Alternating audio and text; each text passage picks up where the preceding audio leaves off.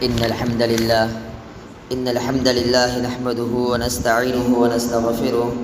ونعوذ بالله من شرور أنفسنا ومن سيئات أعمالنا من يهدي الله فلا مضل له ومن يضلل فلا هادي له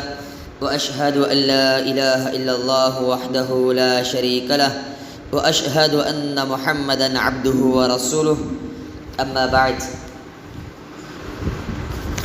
محترم سامعین اور اسلام کی پردہ نشین اسلامی ماں اور بہنوں، انشاءاللہ بڑے مختصر انداز میں آپ لوگوں کے سامنے فرشتوں کی دعاؤں کو پانے والے خوش نصیب افراد اس موضوع کے تعلق سے چند باتیں میں آپ لوگوں کے سامنے رکھنے کی کوشش کروں گا. دعا ہے اللہ رب العالمین سے کہ اللہ رب العالمین ہم تمام کو فرشتوں کی دعاؤں کا مستحق اللہ رب العالمین بنائے. محترم حضرات، دیکھیے دنیا کے اندر ہر کوئی انسان دعا کا محتاج ہوتا ہے. زندگی کے اندر انسان کو کبھی نہ کبھی ایک ایسا وقت، ایک ایسے موڑ سے بھی انسان کو گزرنا پڑتا ہے جب انسان دعا کا محتاج ہو جاتا ہے. جب انسان دعا کا محتاج ہوتا ہے تو وہ اپنے رشتہ داروں کے پاس یا اللہ کے جو نیک بندے ہوتے ہیں ان نیک بندوں کے پاس وہ دعا کے لیے درخواست کرتا ہے، دعا کی گزارش کرتا ہے. اور کیوں نہ ہو انسان کو کرنا بھی چاہیے کہ انسان نیک لوگوں کے پاس دعا کی اگر درخواست کرتا ہے تو یہ جائز ہے کہ انسان نیک لوگوں کے پاس دعا کی درخواست کرے. اور لیکن یہاں پر اللہ رب العالمین کی جو مقرب فرشتے ہیں، اللہ رب العالمین کے جو عظیم مخلوق فرشتے ہیں، انسان ان کی دعاؤں کو انسان کس طرح سے پا سکتا ہے؟ دیکھیے، پہلی چیز تو یہ ہے کہ فرشتوں پر ایمان لانا ہمارے لیے ضروری ہے. یہ ایمان کے جو 6 ارکان ہیں، ایمان کے ان 6 ارکانوں میں سے ایک رکن ہے کہ فرشتوں کے اوپر ایمان لانا. یہ ایک انسان کے لیے لازم ہے، ضروری ہے. اگر کوئی انسان فرشتوں کے اوپر ایمان نہیں لاتا ہے تو گویا کہ ایسا انسان کا ایمان جو ہے ناقص ہے. اسی طرح سے اللہ رب العالمین نے فرشتوں کو کس چیز سے اللہ رب العالمین نے پیدا کیا ہے؟ ایک سوال یہاں پر یہ پیدا ہوتا ہے. اللہ کے نبی علیہ الصلوۃ والسلام کی زوجہ محترمہ حضرت عائشہ صدیقہ رضی اللہ تعالی عنہا کہتی ہیں کہ اللہ کے نبی علیہ الصلوۃ والسلام نے فرمایا، خلقت الملائکۃ من نور. اللہ رب العالمین نے فرشتوں کو، اللہ رب العالمین نے نور کے ذریعے سے، روشنی کے ذریعے سے اللہ رب العالمین نے پیدا کیا ہے. وخلق الجان من مارج من نار. اور جنات کو اللہ رب العالمین نے آگ کے شعلوں سے اور دہکتی ہوئی آگ سے اللہ رب العالمین نے جنات کو پیدا کیا ہے. اور آدم کو یعنی انسان کو اللہ رب العالمین نے مٹی کے ذریعے سے اللہ رب العالمین نے پیدا کیا ہے. جیسا کہ اللہ رب العالمین آیت کریمہ کے اندر کہتا ہے، خلق الانسان من صلصال من حمأ مسنون. اللہ رب العالمین نے انسان کو سڑی گلی ہوئی مٹی سے اللہ رب العالمین نے انسان کی تخلیق کیا ہے. اسی طرح سے فرشتوں کو اللہ رب العالمین نے کب پیدا کیا ہے؟ اب ایک سوال پیدا ہو سکتا ہے کہ اللہ تعالیٰ نے فرشتوں کو کب پیدا کیا ہے؟ اب ہر چیز کی ایک تاریخ ہے، لیکن اللہ تعالیٰ نے فرشتوں کو کب پیدا کیا ہے؟ اس سوال کا جواب یہ ہے کہ فرشتوں کو اللہ رب العالمین نے آسمان اور زمین کی تخلیق سے پہلے اللہ رب العالمین نے فرشتوں کو پیدا کیا ہے. اللہ تعالیٰ نے فرشتوں کو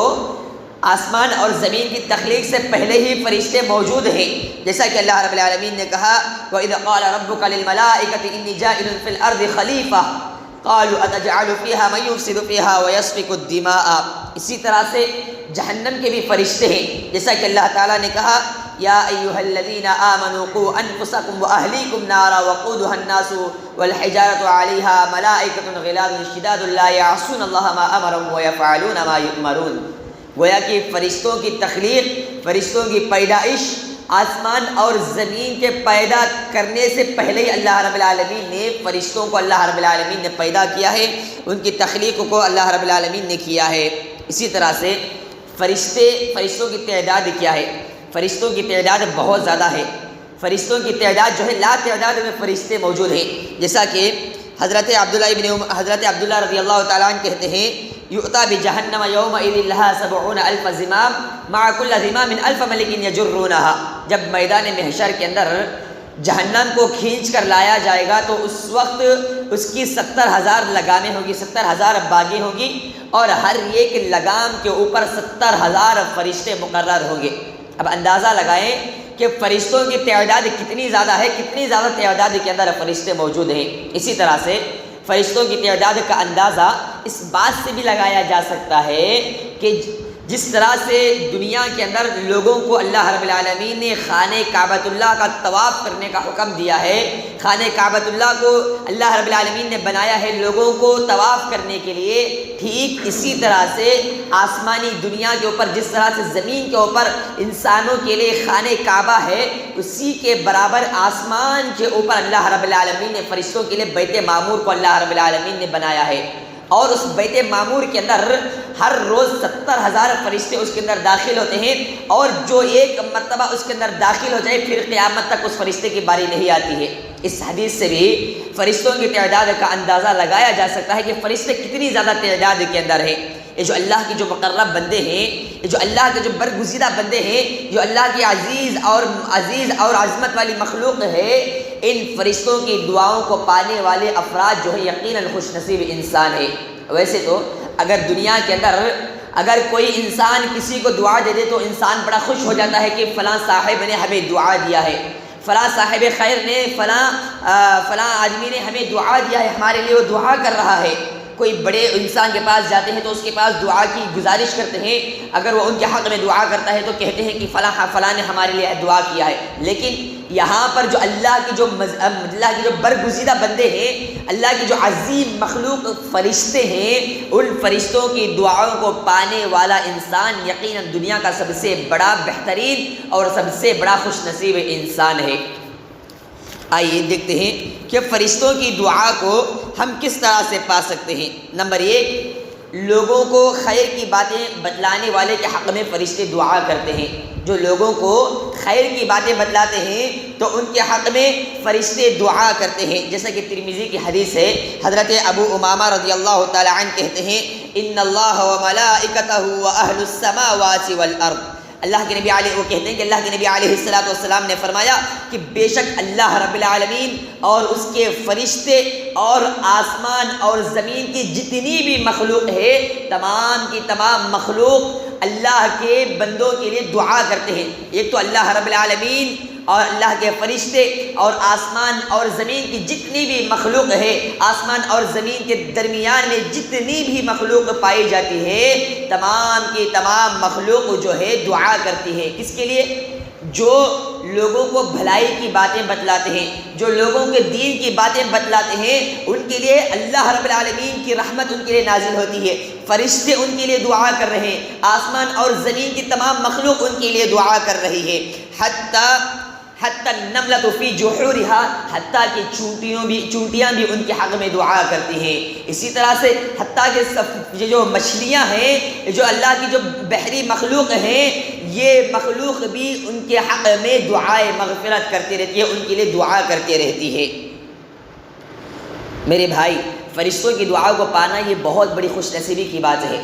فرشتوں کی دعا کو پانا یہ بہت بڑی خوش نصیبی کی بات ہے۔ وہ انسان سب سے بہترین انسان ہے دنیا کا جس کو فرشتے کی دعا مل جائے۔ اگر ہمیں فرشتوں کی دعا کو حاصل کرنا ہے تو کیا کرنا ہے؟ لوگوں کو دین کی باتیں پہنچانا ہے، لوگوں کو دین کی باتیں بتلانا ہے، کیونکہ اللہ کے نبی علیہ الصلوۃ والسلام کہتے ہیں بلغوا انی ولو آیہ، میری جانب سے اگر ایک آیت کا بھی تمہیں علم ہو جائے نا تو اس علم کو تم لوگوں تک پہنچاؤ، امانت کے ساتھ، پوری دیانت داری کے ساتھ، اس کے اندر خیانت نہ کرتے ہوئے لوگوں تک اس کو پہنچاؤ۔ یہ اللہ کے نبی علیہ الصلوۃ والسلام کہہ رہے ہیں۔ جو لوگ لوگوں کو دین کی باتیں پہنچاتے ہیں، جتنا ان کو معلوم ہے اتنا دین کی باتیں لوگوں کو پہنچاتے ہیں تاکہ لوگ اس کے اوپر عمل کر لیں، تو ایسے لوگوں کے لیے فرشتے اللہ کے مقرب مخلوق، اللہ کے برگزیدہ مخلوق ان کے حق میں دعائے مغفرت کرتے رہتے ہیں۔ اور ان کے مقام کو جو لوگ دین کی باتوں کو دوسروں تک پہنچاتے ہیں، جو علماء ہیں، ان کے مقام کو بیان کرتے ہوئے رب العالمین نے کہا العلماء ورثۃ الانبیاء، یہ جو علماء ہیں، یہ جو دین کا کام کرنے والے، دین کے رہبر، دین کے قائد، یہ انبیاء کے وارث ہیں۔ جس دین کو لے کر انبیاء کرام آئے تھے، جس مشن کو لے کر انبیاء کرام آئے تھے، اسی مشن کو آگے بڑھانے والے، اسی مشن کے وارث یہ علماء کرام ہیں۔ اسی طرح سے اللہ رب العالمین کہتا ہے قُلْ هَلْ يَسْتَوِي الَّذِينَ يَعْلَمُونَ وَالَّذِينَ لَا يَعْلَمُونَ، اے نبی صلی اللہ علیہ وسلم آپ کہیے، اللہ رب العالمین سوال کرتے ہوئے اللہ رب العالمین کہہ رہا ہے هَلْ يَسْتَوِي الَّذِينَ يَعْلَمُونَ وَالَّذِينَ لَا يَعْلَمُونَ، کیا علم جاننے والے، علم رکھنے والے اور وہ انسان جو علم نہیں رکھتا ہے، جو جاہل ہے، کیا یہ دونوں برابر ہو سکتے ہیں؟ قُلْ هَلْ يَسْتَوِي الَّذِينَ يَعْلَمُونَ وَالَّذِينَ لَا يَعْلَمُونَ، کبھی بھی یہ لوگ برابر نہیں ہو سکتے ہیں۔ یعنی جو لوگ علم رکھنے والے ہیں اور اس علم کو آگے پہنچانے والے ہیں، دین کی باتوں کو آگے لوگوں تک پہنچانے والے ہیں، ایسے لوگوں کے حق میں اللہ رب العالمین کے مقرب فرشتے ایسے لوگوں کے حق میں دعا کرتے رہتے ہیں۔ اگر ہم فرشتوں کی دعا کو حاصل کرنا چاہتے ہیں تو پہلا کام ہمیں کیا کرنا ہے؟ دین کی باتوں کو کما حقہ، پوری امانت کے ساتھ، دیانتداری کے ساتھ، اس کے اندر زیادہ ایکسٹرا فٹنگ نہ کرتے ہوئے جس طرح سے ہم نے حدیث کی بات کو سنا ہے اسی طرح سے حدیث کی بات کو پہنچانے والے کے حق میں جو علماء کے وارثین ہیں، جو دین کو صحیح سلامتی کے ساتھ پہنچانے والے ہیں، ان کے لیے فرشتے دعا کرتے رہتے ہیں۔ اسی طرح سے نماز باجماعت پڑھنے کے انتظار میں جو لوگ بیٹھے ہوئے ہوتے ہیں تو ان کے حق میں فرشتے دعا کرتے ہیں۔ ایک انسان مسجد میں آتا ہے، ابھی نماز پڑھنے کے لیے 5 منٹ یا 10 منٹ کا وقت ہے، وہ نماز کے انتظار میں بیٹھا ہوا ہوتا ہے، تو ایسے انسان کے لیے جو نماز کے انتظار میں بیٹھا ہوا ہوتا ہے، ایسے انسان کے لیے فرشتے دعا کرتے رہتے ہیں۔ اگر ہم فرشتوں کی دعا کو حاصل کرنا چاہتے ہیں تو نماز کے لیے جیسے مؤذن اذان کہہ دے تو اپنے کام و کاج سے فارغ ہو کر فوراً مسجد کے اندر آ جائیں اور نماز کے انتظار میں بیٹھ جائیں، نماز کی طاق میں بیٹھ جائیں، تو اللہ کی برگزیدہ مخلوق، اللہ کے فرشتے، اللہ کی نورانی مخلوق اس انسان کے حق میں دعا کرتے رہتے ہیں۔ اللہ کے نبی علیہ الصلوۃ والسلام فرماتے ہیں ان الملائکۃ تصلی علی احدکم ما دام، اللہ کے نبی صلی اللہ علیہ وسلم کہتے ہیں ان الملائکۃ تصلی علی احدکم ما دام فی مجلسہ، جب تک بندہ اپنی جگہ پر بیٹھا رہتا ہے تو برابر فرشتے اس کے حق میں مغفرت کی دعا کرتے رہتے ہیں، اس کے لیے رحمت کی دعا اللہ رب العالمین کے پاس کرتے رہتے ہیں فرشتے۔ جب تک بندہ اپنی جگہ پر نماز کا انتظار کرتے ہوئے بیٹھتا ہے تو اس وقت تک فرشتے اس کے لیے برابر مسلسل کنٹینیوس اس کے لیے دعا کرتے رہتے ہیں فرشتے۔ اور یہ جو اللہ کے جو نورانی مخلوق ہے، جو انسان نماز کے انتظار میں بیٹھتا ہے، ایک تو اس کے لیے دعا کرتے ہیں اور وہ فرشتے اس کے حق میں کہتے ہیں، اس کے فیور میں کہتے ہیں، اللہ رب العالمین کے پاس کہتے ہیں اللہم اغفر لہ، اے اللہ تو اس میرے بندے کو تو مغفرت کر دے، اے اللہ تو میرے اس بندے کی مغفرت کر دینا۔ جو انسان تیری عبادت کے لیے نماز کے اندر نماز میں بیٹھا ہوا ہے، نماز کے انتظار میں بیٹھا ہوا ہے، اللہم اغفر لہ، اے اللہ تو اس کی مغفرت کر دینا۔ اللہم رحمہ، ایک تو فرشتے اس انسان کے لیے مغفرت کی دعا کر رہے ہیں، اے اللہ تو اس کی مغفرت کر دے، اس کے گناہوں کو تو بخش دے، اور فرشتے کہتے ہیں اللہم رحمہ، اے اللہ تو اس پر رحم کو نازل کر، اے اللہ تو اپنی رحمت کو اس انسان پر نازل کر، اس بندے پر مولا تو اپنی رحمت کو نازل کر۔ اسی طرح سے ما لم یحدث، جب تک انسان بے وضو نہیں ہوتا ہے، باوضو ہو کر وضو کے ساتھ جب تک اپنی جگہ پر بیٹھا رہتا ہے نماز کے انتظار میں، اس وقت تک فرشتے کہتے ہیں اللہم اغفر لہ، اے اللہ تو اس بندے کی مغفرت کر دے، اس کے گناہوں کو بخش دے۔ اللہم رحمہ، اے اللہ تو اپنے اس بندے پر اپنے رحمت کو نازل کر۔ یہ فرشتے اس انسان کے حق میں دعا کرتے ہیں تو نماز کے انتظار میں بیٹھا ہوا ہوتا ہے۔ نماز کے انتظار میں ایک نماز پڑھا اور دوسری نماز کا انتظار اس کو رہتا ہے، تیسری نماز اس نے پڑھ لیا، پھر چوتھی نماز کے انتظار میں انسان بیٹھے رہتا ہے۔ اور اللہ کے نبی علیہ الصلوۃ والسلام کہتے ہیں کہ کل قیامت کا دن عرش الہی کے علاوہ کسی کا سایہ نہیں ہوگا، اس وقت اللہ رب العالمین ایک ایسے بندے کو عرش الہی کا سایہ اللہ رب العالمین نصیب کرے گا، رجل معلق بالمساجد، جس کا دل مسجد سے لٹکا ہوا ہے، جس کا دل مسجد سے لٹکا ہوا ہے، ایسے بندے کو اللہ رب العالمین کل قیامت کا دن اللہ رب العالمین اپنے عرش الہی کے سائے میں رب العالمین جگہ عطا کرے گا۔ یعنی کیا مطلب ہے انسان کا دل مسجد سے لٹکا ہوا ہو؟ یعنی وہ انسان مسجد میں ہمیشہ نماز کے انتظار میں رہتا ہے کہ کب مؤذن جو ہے ظہر کی اذان کہتے میں نماز پڑھنے کے لیے جاؤ. جب ظہر کی نماز پڑھ لیتا ہے پھر وہ انسان اس طاق میں رہتا ہے، اس انتظار میں رہتا ہے کہ کب مؤذن مسجد کے مینارے سے عصر کی اذان کے لیے مجھے پکارے، ندا دے مجھے بلائے اور میں فوراً عصر کی نماز کے لیے چلے جاؤں. یہ کہ نماز پڑھتا ہے تو پھر دوسرے نماز کے لیے انتظار کرتے رہتا ہے، مؤذن کی ندا کا طلبگار رہتا ہے، مؤذن کی ندا کو تلاش کرتے رہتا ہے. تو ایسے انسان کو اللہ رب العالمین کل قیامت کا دن عرش الہی کا سایہ رب العالمین نصیب کرے گا، جس دن سورج 1 میل کے فاصلے پر ہوگا. ہر کوئی نفس نفسی کے عالم میں ہوگا، ہر کوئی پسینے کے اندر ڈوبا ہوا ہوگا، شرابور ہوگا. کسی کے گھٹنے تک پسینہ، کسی کے کعب تک پسینہ، کسی کے کمر تک، یا کوئی انسان پورے پسینے کے اندر ڈبکی لگا رہا ہوگا. تو ایسی صورت میں، ایسے نفس نفسی کے عالم میں اللہ رب العالمین اس انسان کو عرش الہی کا سایہ نصیب کرے گا جو انسان نماز کے لیے اپنے دل کو ہمیشہ فراخی کے ساتھ رکھتا ہے، جو انسان ہمیشہ اس بات کی طرف میں رہتا ہے، اپنے دل کو مسجد سے لگائے ہوئے ہوتا ہے، ہمیشہ اس بات کی طرف رہتی ہے کہ کب مؤذن مسجد کے لیے مجھے پکارے، مسجد میں جانے کے لیے مجھے پکارے اور میں فوراً مسجد میں چلے جاؤں. جو انسان مسجد کے لیے اپنے دل کو تعلق بنائے رکھتا ہے، مسجد سے اپنے تعلق کو مضبوط رکھتا ہے، تو ایسے انسان کو رب العالمین عرش الہی کا سایہ نصیب کرے گا. اور جو انسان نماز کی مسجد میں آتا ہے، مؤذن کی اذان کی آواز سننے کے بعد نماز کے لیے مسجد میں آتا ہے اور نماز کے انتظار میں بیٹھ جاتا ہے، تو ایسے انسان کے لیے رب العالمین کے فرشتے ایسے انسان کے لیے مغفرت کی دعا کرتے ہیں اور اس کے لیے اللہ کے پاس رحمت کا سوال کرتے ہیں کہ اے اللہ تو اپنے اس بندے پر تو اپنی مغفرت کو نازل کر، اے اللہ تو اپنے اس بندے پر تو رحم و کرم کر دے، اے اللہ تو اپنے اس بندے پر خصوصی رحمت کو رب العالمین تو نازل کرنا. یہ فرشتوں کی دعا کو حاصل کرنے والا یہ انسان سب سے بڑا خوش نصیب انسان ہے.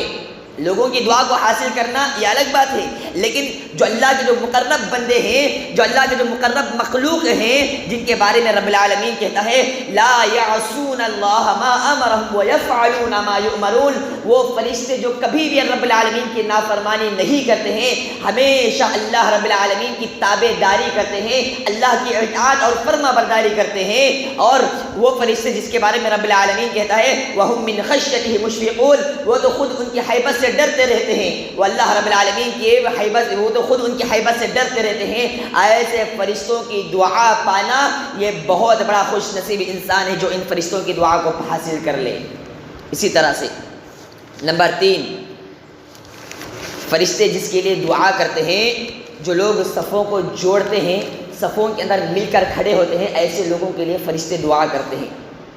صفوں کو مل کر کھڑا ہونا، صفوں کو ملا کر کھڑے ہونے والے کے لیے رب العالمین کے فرشتے، اللہ رب العالمین کے فرشتے اس انسان کے حق میں دعا کرتے ہیں. حضرت عائشہ رضی اللہ تعالی عنہا کہتی ہیں ان اللہ و ملائکتہ علی الذین یصلون، اللہ کے نبی صلی اللہ علیہ وسلم کی زوجہ محترمہ حضرت عائشہ صدیقہ رضی اللہ تعالی عنہا کہتی ہیں ان اللہ و ملائکتہ علی الذین یصلون الصفوف، اللہ رب العالمین اور اس کے فرشتے اس انسان کے اوپر دعا بھیجتے ہیں، اس انسان کے حق میں دعا کرتے ہیں جو لوگ صفوں کو ملا کر کھڑے ہوئے ہوتے ہیں. یسلون صفوف، جو لوگ صفوں کو ملا کر کھڑے ہوئے ہوتے ہیں، صفوں کے اندر خالی جگہ نہیں چھوڑتے، صفوں کے اندر پیر سے پیر اور کندھے سے کندھا ملا کر کھڑے ہوئے ہوتے ہیں. تو ایسے لوگوں کے حق میں اللہ رب العالمین کے فرشتے ایسے لوگوں کے حق میں دعا کرتے رہتے ہیں. حضرت عائشہ بھی صدیقہ رضی اللہ تعالی عنہا بھی یہی کہہ رہی ہے ان اللہ و ملائکتہ، بے شک اللہ رب العالمین اور اس کے فرشتے اس انسان کے لیے دعا کرتے ہیں. یعنی اللہ رب العالمین اس انسان کے اوپر اپنی رحمت کو نازل کرتا ہے اور یہ فرشتے اللہ تعالیٰ کے پاس اس انسان کی رحمت کے لیے، اس کی مغفرت کے لیے اللہ کے پاس دعا کرتے رہتے ہیں. یسلون الصفوف، جو لوگ نماز کے اندر پیر سے پیر اور کندھے سے کندھے کو ملا کر کھڑے ہوئے ہوتے ہیں، جو لوگ نماز کے اندر خالی جگہ نہیں چھوڑتے، ایسے لوگوں کے لیے اللہ کے فرشتے دعا کرتے ہیں. اور ایک حدیث کے اندر اللہ کے نبی صلی اللہ علیہ وسلم کہتے ہیں کہ صفوں کو ملا کر کھڑے ہو، پیر سے پیر اور کندھے سے کندھا ملا کر کھڑے ہوئے ہو، کیونکہ اس کی وجہ سے اللہ رب العالمین تمہارے دلوں کے اندر رب العالمین محبت پیدا کرتا ہے۔ اور جو لوگ صفوں کو نہیں ملاتے نا، جو لوگ صفوں کو ملانے کے بجائے صفوں کے اندر خالی جگہ چھوڑ کر کھڑے ہوئے ہوتے ہیں، تو ایسے لوگوں کے دل کے اندر اللہ رب العالمین نفرتیں پیدا کر دے گا۔ یہ صفوں کو ملا کر کھڑے ہونا یہ آپس میں محبت کا ذریعہ ہے، جہاں پر محبت کا ذریعہ ہے تو وہیں پر فرشتوں کی دعا کو حاصل کرنے کا ایک مؤثر، ایک گرا قدر اور ایک بہترین ذریعہ ہے۔ تو لہٰذا جب نماز کے لیے ہم میں سے ہر کوئی جب نماز کے لیے کھڑا ہو تو صفوں کو ملا کر کھڑا ہو۔ اگر صفوں کو ملا کر کھڑا ہوگا تو رب العالمین ان کے دلوں کو ملا دے گا، اور جو لوگ صفوں کو کاٹتے ہیں، جو لوگ صفوں کے اندر خالی جگہ چھوڑتے ہیں، تو رب العالمین ان کے دلوں کو اللہ رب العالمین کاٹ دے گا، ان کے دلوں کے اندر رب العالمین جدائی ڈال دے گا۔ اسی طرح سے فرشتوں کی دعا کو اگر ہم حاصل کرنا چاہتے ہیں تو یہ جو سحری ہے، رمضان کے اندر ہم جو سحری کرتے ہیں، سحری کرنے والوں پر اللہ رب العالمین کے جو فرشتے ہیں، سحری کرنے والوں کے حق میں رب العالمین کے فرشتے دعا کرتے ہیں۔ کتنے سارے لوگ ایسے ہیں جو سحری کو جو ہے زیادہ امپورٹنٹ نہیں سمجھتے، بعض لوگ ہیں جو سحری کو امپورٹنٹ نہیں سمجھتے، لیکن سحری کرنا یہ اللہ کے نبی علیہ الصلوۃ والسلام کی سنت ہے، کیونکہ اللہ کے نبی علیہ الصلوۃ والسلام کہتے ہیں تسحروا فإن فی السحور برکہ، لوگوں تم سحری کرو اس لیے کہ سحری کے اندر رب العالمین نے برکت کو رکھا ہے۔ اگر ہم برکت کو حاصل کرنا چاہتے ہیں، اللہ کی برکت کو ہم حاصل کرنا چاہتے ہیں تو ہمیں سحری کرنا ہوگا۔ سحری کھانا یہ برکت کا باعث ہے، سحری کھانا یہ اللہ کے نبی علیہ الصلوۃ والسلام کی سنت رہی ہے، اور یہ سحری کھانے والوں پر، سحری کرنے والوں پر اللہ کے فرشتے، اللہ رب العالمین کے عظیم ہستیاں، اللہ رب العالمین کے عظیم مخلوق جو آسمانی مخلوق ہیں، وہ آسمانی مخلوق دنیا کی مخلوق کے لیے دعا کرتے ہیں جو لوگ سحری کھانے والے ہوتے ہیں۔ دنیا کی مخلوق میں سے جو لوگ سحری کرتے ہیں ان کے لیے آسمانی مخلوق اللہ رب العالمین کی دعا کرتی ہے۔ اللہ کے نبی علیہ الصلوۃ والسلام کہتے ہیں، صحیح ابن حبان اور طبرانی معجم الاوسط وغیرہ کی روایت ہے، اللہ کے نبی علیہ الصلوۃ والسلام کہتے ہیں ان اللہ تعالی وملائکتہ یصلون علی المتسحرین، اللہ کے نبی کہتے ہیں کہ اللہ رب العالمین اور اس کے فرشتے اس انسان کے لیے دعائے رحمت کرتے ہیں، اس کے لیے اللہ کے پاس دعا کا سوال کرتے ہیں، اس کے پاس اللہ کے لیے رحمت کا سوال کرتے ہیں، اس کے پاس اللہ کے لیے بخشش کا سوال کرتے ہیں۔ اللہ رب العالمین بھی ایسے انسان پر اپنی رحمت کو نازل کرتا ہے، اور یہ جو اللہ کے فرشتے ہیں، یہ اللہ کے فرشتے اللہ رب العالمین کے پاس اس بندے کے لیے مغفرت کی دعا کرتے ہیں، اس بندے کے حق میں بخشش کی بخشش کا سوال اللہ رب العالمین کے پاس کرتے ہیں۔ یصلون علی المتسحرین، جو لوگ سحری کرتے ہیں، جو لوگ سحری کرتے ہیں، ایسے لوگوں کے حق میں اللہ کے فرشتے، اللہ رب العالمین کے فرشتے دعا کرتے ہیں۔ جو لوگ سحری کرتے ہیں یہ لوگ اللہ رب العالمین کے فرشتوں کے دعاؤں کے مستحق بن جائیں گے۔ فرشتوں کی دعا کے اگر مستحق بننا ہے ہمیں اور آپ کو، تو ہمیں اور آپ کو چاہیے کہ نبی علیہ الصلوۃ والسلام کی جو سنت ہے، جس کے بارے میں اللہ کے نبی نے کہا کہ اس کے اندر رب العالمین نے برکت کو رکھا ہے، اس سحری کو ہمیں کرنا ہوگا۔ اسی طرح سے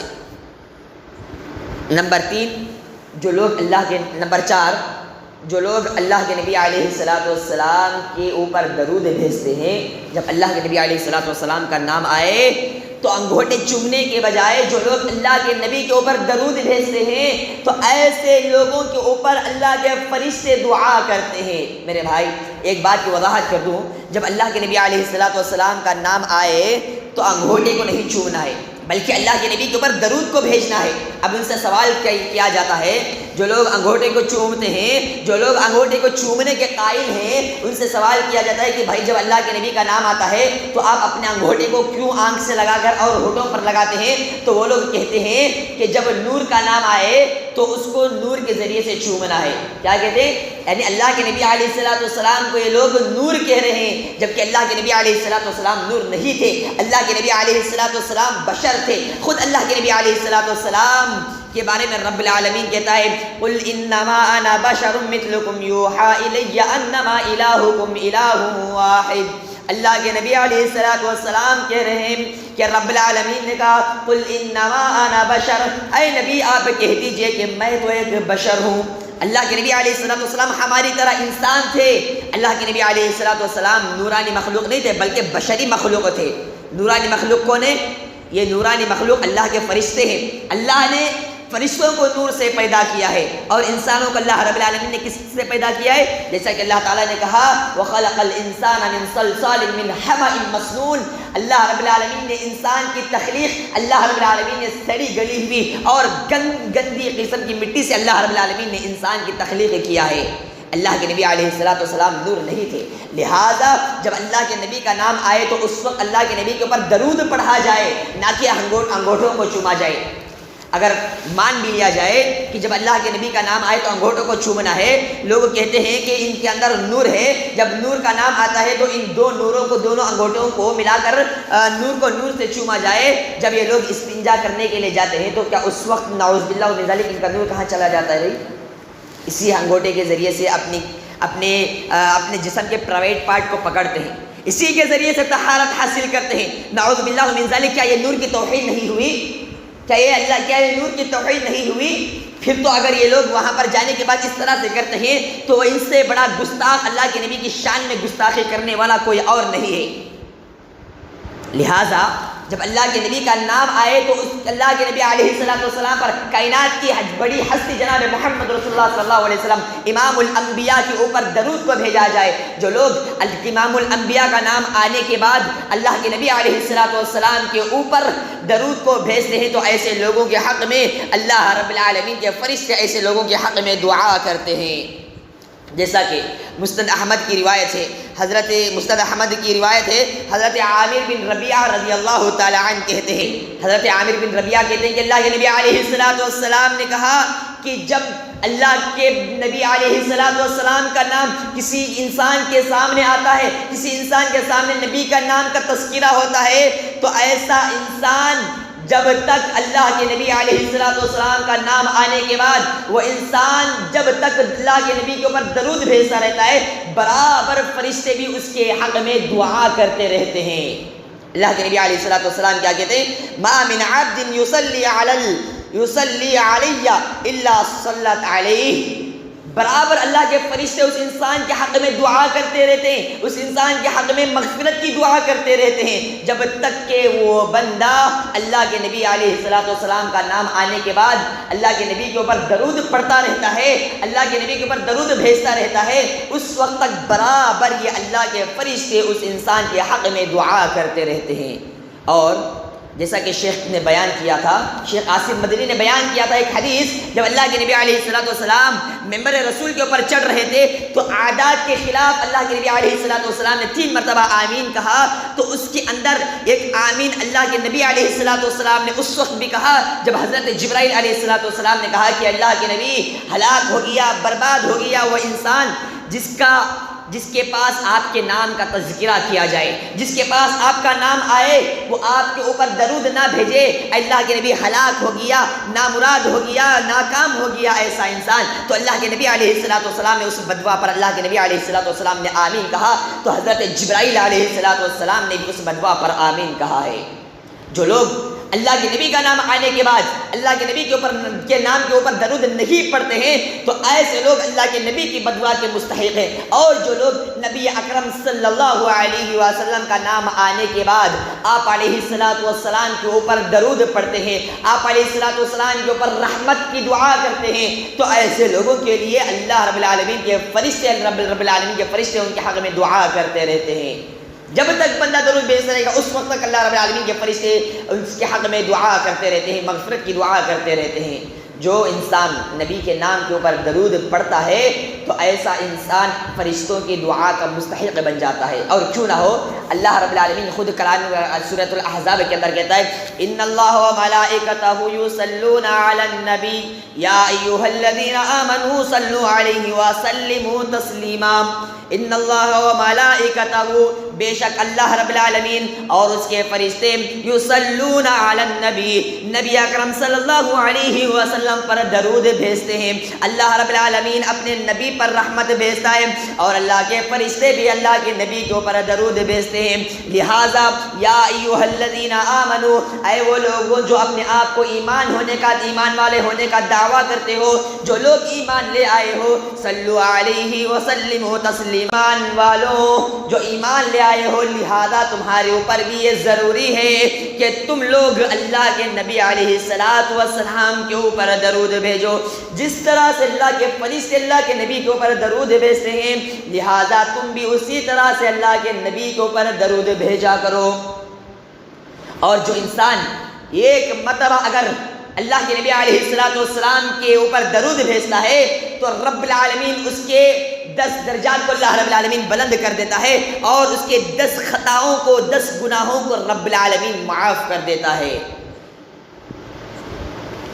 اللہ کے نبی علیہ الصلوۃ والسلام کہتے ہیں من صلی علی صلاۃ واحدۃ صلی اللہ بہا عشرہ، جو انسان میرے اوپر ایک مرتبہ اگر درود پڑھتا ہے تو ایسے انسان کے لیے اللہ رب العالمین 10 رحمتوں کو اپنی 10 رحمتوں کو رب العالمین ایسے انسان کے اوپر نازل کرتا ہے۔ لہٰذا اگر ہم فرشتوں کی دعا کے مستحق بننا چاہتے ہیں، ہماری یہ خواہش تمنا ہے کہ فرشتے ہمارے حق میں دعا کریں، تو ہمیں چاہیے کہ ہم اللہ رب العالمین کے پاس جب اللہ کے نبی کا نام آئے، نبی اکرم صلی اللہ علیہ وسلم کا نام آئے، تو آپ علیہ الصلوۃ والسلام کے نام کے اوپر ہم درود پڑھا کریں۔ اسی طرح سے سب سے آخری چیز، جو انسان بیمار پرسی جو انسان بیمار ہے اس کی بیمار کی پرسی کرتا ہے، اس کی عیادت کے لیے اس کے گھر جاتا ہے، تو ایسے انسان کے حق میں اللہ کے فرشتے ایسے انسان کے حق میں دعا کرتے ہیں۔ سنن ابی داؤد کی حدیث ہے، حضرت علی بن ابی طالب رضی اللہ تعالی عنہ کہتے ہیں کہ اللہ کے نبی علیہ الصلوۃ والسلام نے فرمایا، جب کسی بندے کو معلوم ہو جائے کہ اس کا فلاں انسان بیمار ہے، اس کا فلاں بھائی بیمار ہے، جب وہ صبح میں اگر صبح میں وہ اپنے بھائی کی عیادت کے لیے نکلتا ہے تو شام ہونے تک 70,000 فرشتے اس کے حق میں دعا کرتے رہتے ہیں۔ ایک فرشتہ نہیں بلکہ جو انسان اپنے بھائی کی عیادت کے لیے جاتا ہے، جب اس کو معلوم ہو، اس کی کان کو ایک خبر لگتی ہے کہ اس کا بھائی جو ہے بیمار ہے، تو وہ اس کی بیمار پرسی کے لیے جاتا ہے، اس کا حال چال پوچھنے کے لیے جاتا ہے۔ جب صبح میں اگر وہ بندہ جاتا ہے تو شام ہونے تک 70,000 فرشتے اس کے حق میں مغفرت کی دعا کرتے رہتے ہیں۔ اور اگر وہ انسان شام میں اپنے بھائی کی بیمار پرسی کے لیے، بیمار کی عیادت کرنے کے لیے اس کے گھر جاتا ہے تو صبح ہونے تک 70,000 فرشتے اس کے حق میں مغفرت کی دعا کرتے رہتے ہیں۔ میرے بھائی، اور یہ جو بیماروں کی بیمار پرسی کرنا، یہ مسلمانوں کے حقوق میں سے ایک حق ہے، یہ واجب ہے، یہ ضروری ہے، کیونکہ اللہ کے نبی علیہ الصلوۃ والسلام کہتے ہیں حق المسلم علی المسلم ست اذا لقیتہ سلم علیہ۔ اللہ کے نبی علیہ الصلوۃ والسلام نے کہا کہ ایک مسلمان کے دوسرے مسلمان کے اوپر 6 حقوق ہیں، اس میں سے ایک اللہ کے نبی علیہ الصلوۃ والسلام نے کہا کہ جب انسان بیمار ہو جائے تو اس کے گھر جانا، اس کی عیادت کے لیے جانا، یہ مسلمان کے واجبی اور کمپلسری حقوق میں سے ایک حق ہے۔ یہ لازم ہے کہ جب آپ کو معلوم ہو جائے کہ آپ کا فلاں بھائی بیمار ہے تو آپ اللہ کی رضا کے لیے آپ اس کے پاس جائیں، تو آپ کے حق میں 70,000 فرشتے آپ کے حق میں دعا کرتے رہتے ہیں۔ وہ انسان خوش نصیب انسان ہے، وہ انسان دنیا کا بہترین انسان ہے، وہ انسان دنیا کا کامیاب انسان ہے، وہ انسان دنیا کا سب سے اچھا انسان ہے جو انسان اپنے بیمار بھائی کی عیادت کے لیے جاتا ہے اور 70,000 فرشتوں کے دعا کا مستحق بن جاتا ہے۔ تو ایسا انسان سوچو، ایسے انسان کی مغفرت تو یقینی ہے۔ جب 70,000 فرشتے، وہ فرشتے جو کبھی بھی اللہ کی نافرمانی نہیں کرتے ہیں، جن کو اللہ رب العالمین نے جس چیز کا حکم دیا ہے، کسی کو اگر اللہ تعالیٰ نے سجدے کا حکم دیا ہے تو وہ ہمیشہ سجدے میں لگے ہوئے ہوتے ہیں، تو ایسے فرشتے جو کبھی گناہ نہیں کرتے ہیں، تو ایسے فرشتے جب اس انسان کے حق میں دعا کریں تو وہ انسان دنیا کا سب سے بڑا کامیاب انسان ہو جائے گا۔ اسی طرح سے اگر ہم اور آپ فرشتوں کی دعا کو حاصل کرنا چاہتے ہیں تو ہمیں چاہیے کہ ہم اپنے بھائی کے پیٹھ کے پیچھے اس کے حق میں دعا کریں۔ یاد رکھیے اس چیز کو، جو انسان اپنے بھائی کے پیٹھ کے پیچھے اس کے حق میں دعا کرتا ہے اپنے بھائی کی اچھائی کے لیے، اپنے بھائی کی بہتری کے لیے، اس کے پیٹھ کے پیچھے اس کے غیر موجودگی میں دعا کرتا ہے، تو ملک الموکل اللہ رب العالمین کا ایک فرشتہ اس کے سر کے پاس کھڑا ہوتا ہے، اور یہ بندہ اپنے بھائی کے لیے جو بھی دعا کرتا ہے تو فرشتہ اس کے اوپر آمین کہتا ہے، اور فرشتہ کہتا ہے کہ اے اللہ، یہ جو بندہ تیرا جو بندہ اپنے بھائی کے حق میں جو دعا کر رہا ہے، اے اللہ تو اس کو بھی وہ بھلائیاں عطا کر۔ مثال کے طور پر اگر بندہ اپنے بھائی کی غیر موجودگی میں کہتا ہے کہ اے اللہ میرا فلاں بھائی جو ہے اللہ، یہ میرا فلاں بھائی جو ہے اللہ بہت زیادہ غریب ہے، اے اللہ تو اس کو تھوڑا بہت مال و دولت کے ساتھ نواز دے، فلاں بندہ جو ہے اے اللہ فلاں بندہ جو ہے اس کو نیک ہدایت دے دے۔ اگر آپ کسی کی نیک ہدایت کے لیے اس کے غیر موجودگی میں آپ دعا کر رہے ہیں تو فرشتہ کہتا ہے کہ اے اللہ یہ جو اپنے بندے کے لیے، اپنے بھائی کے لیے، اپنے عزیز کے لیے جو دعا کر رہا ہے، اے اللہ تو اس کو بھی وہ چیز عطا کر۔ کیا کہتا ہے فرشتہ؟ فرشتہ کہتا ہے کہ اللہ تو اس کو بھی وہ چیز عطا کر، اور فرشتہ اس کے اوپر ایک تو اس کی دعا کے اوپر فرشتہ آمین کہہ رہا ہے، اور دوسرا یہ ہے کہ فرشتہ اس کے لیے دعا کر رہا ہے الٹا کہ اے اللہ تو اس انسان کے لیے بھی وہی کچھ عطا کر جو یہ اپنے بھائی کے لیے سوچ رہا ہے۔ میرے بھائیوں، کبھی بھی اپنے بھائی کے لیے کبھی بھی غلط نہ سوچو، اپنے بھائی کے تعلق سے کبھی بھی اپنے ذہن کے اندر، اپنے دماغ کے اندر گندی سوچ نہ سوچو، اپنے دماغ کو، اپنے ذہن کو ہمیشہ اپنے بھائی کے تعلق سے پاک و صاف رکھو، اس لیے کہ اللہ کے نبی علیہ السلام کہتے ہیں ایاکم والظن فإن الظن اکذب الحدیث۔ اللہ کے نبی علیہ السلام کہتے ہیں کہ لوگوں تم بدگمانی سے بچو، ایک دوسرے کے اپنے بھائی کے تعلق سے بدگمانی کرنے سے بچو، اس کے تعلق سے برا خیال کرنے سے بچو، اس لیے کہ ان الظن اکذب الحدیث، اس لیے کہ یہ بدگمانی، اپنے بھائی کے تعلق سے غلط سوچنا، یہ سب سے بڑا جھوٹ ہے، یہ سب سے بڑا جھوٹ ہے۔ اپنے بھائی کے تعلق سے غلط نہ سوچیں میرے بھائی، اپنے بھائی کے تعلق سے ہمیشہ اپنے بھائی کے حق میں بھلائی کی چیز کو سوچتے رہا کریں، تو اگر آپ ہمیشہ اپنے بھائی کے حق میں بھلائی کی چیز کو سوچتے رہیں گے اور اس کے پیٹھ کے پیچھے اس کے لیے، اس کی اچھائی کے لیے، اس کی بہتری کے لیے، اگر اس کی اچھائی کے لیے اگر آپ دعا کرتے ہیں تو اس کی اچھائی کے لیے، اگر آپ کا بھائی جو ہے توحید پرست نہیں ہے، آپ اس کے حق میں دعا کر رہے ہیں کہ اللہ تو میرے فلاں بھائی کو جو ہے اللہ تو جہنم کی آگ سے بچا لے، مولا فلاں جو ہے توحید پرست نہیں ہے، مولا تو اسے توحید کی ہدایت دے دے اور اس کو جہنم کے عذاب سے بچا لے، اے اللہ تو اس کو نیک ہدایت دے دے، تو فرشتہ بھی کہتا ہے کہ اے اللہ تو اس انسان کو بھی جہنم کی آگ سے بچا لے، جو اپنے بھائی کے لیے جہنم کی آگ سے بچنے کے لیے دعا کر رہا ہے، اپنے بھائی کی نیک ہدایت کے لیے، اپنے بھائی کی نیک نیتی کے لیے، مولا یہ جو دعا کر رہا ہے اللہ تو بھی اس کو جہنم کی آگ سے بچا لے، اللہ تو بھی اس کو نیک بنا دے، اللہ تو بھی اس کو اچھا انسان بنا دے۔ یہ چند چیزیں تھی جو انسان فرشتوں کی دعاؤں کے مستحق ہوتے ہیں، یا فرشتوں کی دعا کو پانے کے چند اسباب ایسے بھی سمجھ لیں، یا ایسے بھی آپ سمجھ سکتے ہیں کہ فرشتے کن لوگوں کے لیے دعا کرتے ہیں۔ چند چیزیں تھیں جس کو میں نے آپ لوگوں کے سامنے بیان کیا ہے۔ دعا ہے رب العالمین سے کہ اللہ رب العالمین ہم تمام کو